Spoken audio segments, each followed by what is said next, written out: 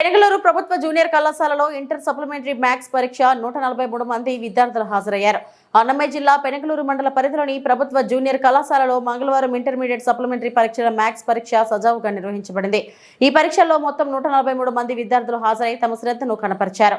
పరీక్షా కేంద్రంలో విద్యార్థులకు అవసరమైన అన్ని సదుపాయాలను కల్పించిన విద్యాశాఖ అధికారులు, కళాశాల సిబ్బంది పకడ్బందీ ఏర్పాట్లు చేశారు. ప్రశాంతమైన వాతావరణంలో విద్యార్థులు పరీక్ష రాస్తుండగా పలువురు విద్యార్థుల తల్లిదండ్రులు పరీక్షా కేంద్రం వద్ద తాము కూడా పిల్లలతో ఆత్మవిశ్వాసం పెంచేలా నిలిచారు.